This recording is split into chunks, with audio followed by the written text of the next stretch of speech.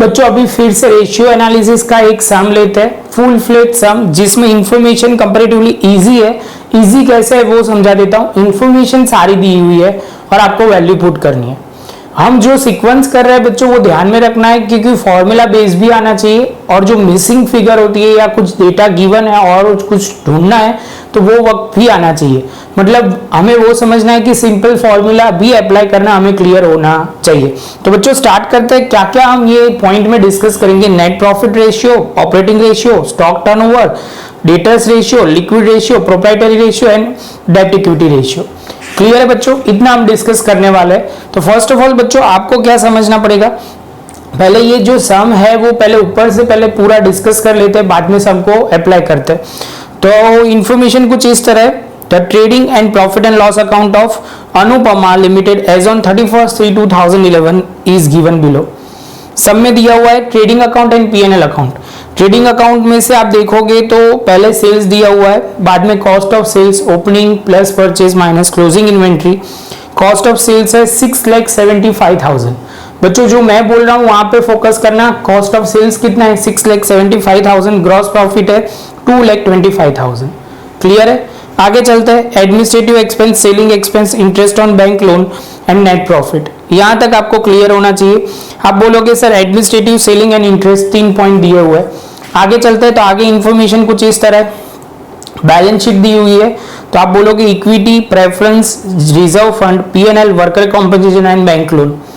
आपको वो ध्यान में रखना है कि जो भी है सारे रिजर्व एंड कैपिटल दिया हुआ है, एंड लायबिलिटी में बैंक लोन दिया हुआ है, वो लॉन्ग टर्म डेट के तहत कंसिडर किया जाता है।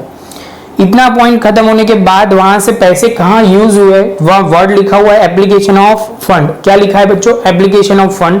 Fix asset less depreciation, current asset, loan and advantage, debtors, trade receivable, stock and cash and bank. इतना दिया हुआ है। उसके बाद आप बोलोगे सर करंट लायबिलिटी में क्या है? Creditor, bank overdraft and provident fund. तो आप बोलोगे सर 3 चीज दी हुई है करंट लायबिलिटी में। अभी हम स्टार्ट करते हैं नेट प्रॉफिट रेशियो से। और बच्चों ये जो सम है गुजरात यूनिवर्सिटी के टीवाई बीकॉम में आया हुआ क्वेश्चन 2012 का सम है। तो फर्स्ट ऑफ ऑल बच्चों स्टार्ट करते हैं। आप बोलोगे पॉइंट नंबर 1, मतलब पॉइंट नंबर 1 जो है वो क्या है? Net profit ratio. Net profit ratio मेरे साथ आपको भी लिखना है। प्रैक्टिस करोगे तो समझ में जल्दी आएगा, तो वो भी प्रॉपर लिखना है। नेट प्रॉफिट रेशियो तो आप बोलोगे profit after tax, PAT into 100 upon sales. अभी आप बोलोगे सर आपने इंफॉर्मेशन जो दी थी उसमें शांति से देखो, तो यहाँ पे लिया हुआ है बिफोर टैक्स बोला हुआ है। प्रॉफिट बिफोर टैक्स कितना है? 1,14,000। तो आप बोलोगे सर 50% टैक्स काटो। कहां से मिला? तो देखो यहाँ पे मिलेगा, अभी आपका होगा, क्योंकि जब तक मैं यहाँ कर रहा हूं तब तक तो रहेगा ये पॉइंट। तो आप बोलोगे सर 150 और 7 57,000 हो जाएगा। इसको वर्ड बोलेंगे टैक्स। Profit after tax 57,000। यहां लिखेंगे 57,000। सेल्स कितना है बच्चों? तो आप बोलोगे सर सेल्स जो है वो दिया हुआ है 9 लाख। कितना है बच्चों? 9 लाख। तो आप बोलोगे सर इतना होने के बाद आप करोगे तो 6.33% आएगा। बच्चों आज ना क्राइटेरिया अलग है। आज का लेक्चर ऐसा है कि इंफॉर्मेशन सारी दी होगी और हम सम सॉल्व कर रहे हैं। कई बार ऐसा है टफ सम हमें आए और बेसिक लेवल का ही ना आए तो थोड़ा प्रॉब्लम हो सकता है, इसलिए सर को थोड़ा टेंशन हो जाता है कि बेसिक लेवल का भी इतना ही ध्यान में रखना है। तो हम सारे पॉइंट कवर करते जाएंगे एक के बाद एक। उसके बाद ऑपरेटिंग रेशियो जो क्या आएगा? ऑपरेटिंग रेशियो फॉर्मूला बहुत ही सिंपल है बच्चों। तो आप बोलोगे ऑपरेटिंग एक्सपेंस। बच्चों मैं शॉर्ट में लिख सकता हूं, आप नहीं लिख सकते, वो ध्यान में रखना। Sales into 100। तो आप बोलोगे ऑपरेटिंग एक्सपेंस कितना है बच्चों? तो आप बोलोगे सर ऑपरेटिंग एक्सपेंस हमारे में दिया कितना है? तो यहां मैं लिख देता हूं ऑपरेटिंग एक्सपेंस। आप बोलोगे सर देखो एडमिनिस्ट्रेटिव एक्सपेंस है, प्लस आप बोलोगे सर सेलिंग एक्सपेंस है और इंटरेस्ट एंड लोन, इतना दिया हुआ है। आप बोलोगे सर 60। बच्चों ये प्रेजेंटेशन लिखना बहुत ही जरूरी है। सम दिखना चाहिए प्रॉपर, आपने प्रेजेंटेशन किया है, ऐसा नहीं कि ऊपर ऊपर से कर लिया। सॉल्व करोगे तो 1,11,000 हो जाएगा। तो यहाँ पे लिखेंगे 1,11,000 COGS जिसको हम वर्ड यूज करेंगे कॉस्ट ऑफ सेल्स, जो आपको दिखेगा कितना बच्चों 6,75,000 इंटू 100 और सेल्स जो है वो 9 लाख। इतना होते ही आप बोलोगे सर यहाँ पे जो है सॉल्व करोगे तो कितना हो जाएगा 7,86,000 डिवाइड बाय 9 लाख इंटू 100। तो आप बोलोगे sir divide by 9 lakh into 100 करोगे तो 87.33% आएगा। कितना आएगा बच्चों 87.33% आएगा। तो आपका ये भी हो जाएगा। उसके बाद आपको बोला गया है स्टॉक टर्नओवर। क्या बोला गया है बच्चों स्टॉक टर्नओवर। जो स्टॉक टर्नओवर है वो फॉर्मूला क्या है COGS। आप बोलोगे सर उसके बाद क्या आएगा, तो बच्चों याद है आपको, तो आप बोलोगे एवरेज इन्वेंट्री। क्या आएगा बच्चों COGS अपॉन एवरेज इन्वेंट्री। जो एवरेज इन्वेंट्री आपको ढूंढनी है कितना आएगा एवरेज इन्वेंट्री।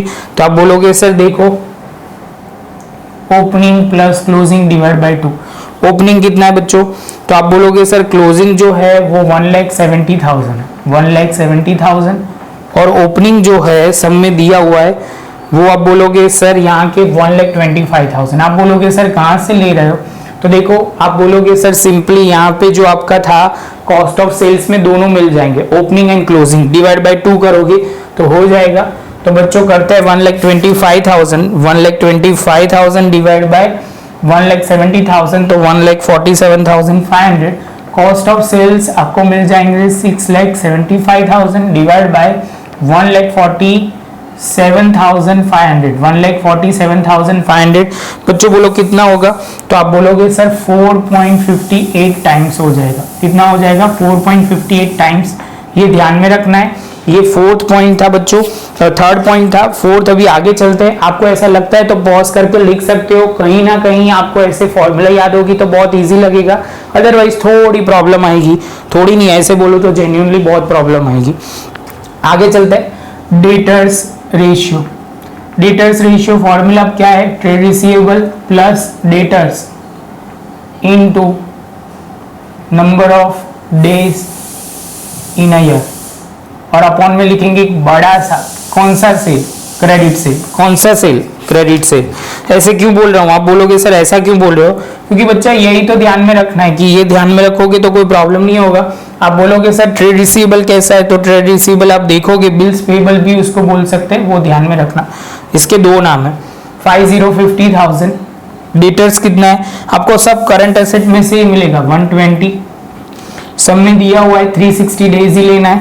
और क्रेडिट सेल्स के लिए आपको आगे जाना पड़ेगा, तो वो बोल रहे हैं कि सारे सेल क्रेडिट सेल्स ही है, तो यहाँ पे 9 लाख हो जाएगा। 1,70,000 डिवाइड बाय 9 लाख इंटू 360 कितना होगा बच्चों, तो आप बोलोगे सर ये जो बन रहा है वो सिंपल होगा। यहाँ पे डेटर्स रेशियो के बाद आप बोलोगे तो जो होगा वो 170 डिवाइड बाय 9 लाख होगा 68 डेज। आपको बच्चों वो ध्यान में रखना है कि ये जो मैं लिख रहा हूँ वो बहुत ही इंपॉर्टेंट है। आप बोलोगे सर क्योंकि ये इसके पीछे वाला जो भी पॉइंट होगा आप नहीं लिखते तो आपके मार्क कट होने के चांसेस पूरे हैं, तो वो ध्यान में रखना है। इसके बाद आप बोलोगे फिफ्थ जो लिक्विडिटी रेशियो है, तो आप बोलोगे sir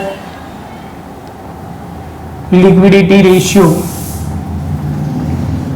liquid asset upon liquid liability. तो आप बोलोगे सर ये करंट एसेट माइनस स्टॉक है, इसको हम ऊपर लिखते हैं current asset minus stock and current liability minus bank OD. आप बोलोगे देखो सर यहाँ तो सब कुछ दिया हुआ है, करंट एसेट कितनी दी हुई है 4 लाख दी हुई है, और बैंक ओवरड्राफ्ट आप बोलोगे बैंक ओवरड्राफ्ट नीचे है, पहले तो स्टॉक लिख लेते हैं। स्टॉक कौन सा होगा, क्लोजिंग कितना होगा 170। लिक्विड जो है वो कितना है, तो आप बोलोगे सर 170, और यहाँ पे 170 उसमें से बैंक ओवरड्राफ्ट कितना है 30,30,000। जैसे ये सॉल्व होता है इसके बाद आप बोलोगे सर 4 लाख में से आप बोलोगे कितना होगा, तो 4 लाख जो है उसमें से आप सॉल्व करोगे, 4 लाख में से माइनस करोगे तो 230 हो जाएगा, और यहाँ पे 140 रेशियो का आंसर आपको पता ही है, इज इक्वल टू करके यहाँ पे इज टू 1 लिखना है। क्या आंसर आ रहा है? तो 1.64 इज टू 1। ये जो हमारा था वो फिफ्थ पॉइंट था। फिफ्थ पॉइंट के बाद 6 पॉइंट में प्रोप्राइटरी रेशियो क्या है बच्चों? Proprietary ratio. तो आप बोलोगे सर प्रोप्राइटरी फंड, जिसका दूसरा नाम है आप बोलोगे शेयर होल्डर फंड। ध्यान में रखना बच्चों, ये सबसे डिफिकल्ट वाला है, जहां पे आपको कंफ्यूजन हो सकता है। ये आप गलत नहीं करोगे तो आपका कोई प्रॉब्लम नहीं होगा, मतलब ये पूरा सम राइट होगा। Total real asset. Proprietor fund की फॉर्मूला क्या है बच्चों? तो प्रोप्राइटर फंड में आएगा equity share capital, preference share capital, reserve, PNL account, worker compensation fund. Loan के सिवा सब कुछ आएगा। समझ में आ रहा है? जो हमने लिखा था वो। तो लिखना शुरू करते हैं। आप बोलोगे सर यहाँ तो सीधा दे दिया है प्रोप्राइटरी फंड, सीधा वैल्यू ही पुट करना है। तो आप बोलोगे सर कितना है? 5,50,000 into 100 and total real asset जो कितनी है? तो आप बोलोगे सर टोटल रियल असेट जो है वो आप बोलोगे सर हमारे हिसाब से है टोटल। आप देखो यहाँ दो असेट है, आप बोलोगे सर कौन सी? एक फिक्स एसेट है और एक करंट एसेट है। जो फिक्स एसेट है वो 380 है और जो करंट एसेट है आप बोलोगे सर करंट एसेट जो है वो 4 लाख है। दोनों को प्लस करोगे तो 7,80,000 होगा। कितना होगा? 7,80,000। और सॉल्व करोगे बच्चों तो कितना हो जाएगा? तो आप बोलोगे सर इसको मल्टीप्लाई करके करोगे तो 70.51%। थोड़ी कैलकुलेशन सर ने कैलकुलेट करके रखा हुआ है जिससे क्या हो जाए कि प्रॉपर हो जाए। तो इतना होने के बाद आप बोलोगे सर ये लास्ट पॉइंट आ गया 7th, डेट इक्विटी रेशियो। तो थोड़ा अभी हम मिटा देंगे, आपको जहां लिखना है वो प्रॉपर लिख दीजिए। ये 7th वाला है डेट इक्विटी रेशियो। डेट मतलब आप बोलोगे लायबिलिटी, कौन सी लायबिलिटी? तो debt upon equity. Total long term liability, long term, फिर से एक बार बोल रहा हूं, टोटल लॉन्ग टर्म लायबिलिटी। ये बहुत ही इंपॉर्टेंट है। 6th 7th बहुत ही इंपॉर्टेंट है, वो बहुत कम देखने को मिलते हैं इसलिए बहुत इंपॉर्टेंट है। और इक्विटी को हम बोलेंगे ओनर्स फंड। ओनर्स फंड जिसको बोलते हैं शेयर होल्डर फंड, जिसको बोलते हैं प्रोप्राइटर फंड। आप बोलोगे sir total long term liability में एक ही है, कौन है? तो आप बोलोगे सर लोन है। कितनी है? लोन। तो लोन आप बोलोगे सर दिख रही है हमें 60,000। और ओनर्स फंड जो है, जो ओनर्स फंड, तो आप बोलोगे सर वो प्रोप्राइटर फंड के नाम से ही जाना जाएगा 550। तो ये जो होगा वही ओनर्स फंड हो जाएगा। ध्यान में रखना है proprietor fund and owner's fund दोनों सेम चीज है, आपको वो गलती नहीं करनी है। जैसे ये पॉइंट होगा तो आप बोलोगे सर ये 100 साथ में लिख दो, 6 लाख हो जाएगा, डिवाइड बाय करोगे तो 10.91% हो जाएगा। बच्चों था बहुत इजी, ये सम लेने का इंटेंशन वही था कि सारी फॉर्मूला आपको समझ में आए। ऐसा नहीं है कि एक बार देख लिया तो कुछ ऊपर से, एक बार प्रॉपर क्लैरिटी तब भी जाके आएगी जब आप प्रॉपर लिखोगे करोगे तब जाके। ये वीडियो आपको अच्छा लगा हो तो लाइक शेयर सब्सक्राइब जरूर करें। दूसरा पॉइंट, आपको डिस्क्रिप्शन में सारी लिंक मिलती जाएगी, आई बटन भी आते जाएंगे जो पूरे चैप्टर कवर करेंगे। तो आप ये अच्छी तरह देख लेते हो तो आपके कंसेप्ट सारे क्लियर हो जाएंगे। अच्छी तरह नोटबुक में लिख लीजिए और शांति से स्टेप बाय स्टेप, जो आपके पास ये 2012 का सम नहीं होता है तो आप लिख लोगे तो बहुत ही अच्छा रहेगा। हम 2012, 13, 14, 15, 16, 17, 18, 19 और 20 में आप एग्जाम दोगे बच्चों, 20 का मत बोलना। तो इतना हमें सॉल्व करना है लाइन बाय लाइन, तो आपको क्लियर हो जाएगा। चलो बच्चों मिलते हैं नेक्स्ट लेक्चर में नई एक वीडियो के साथ।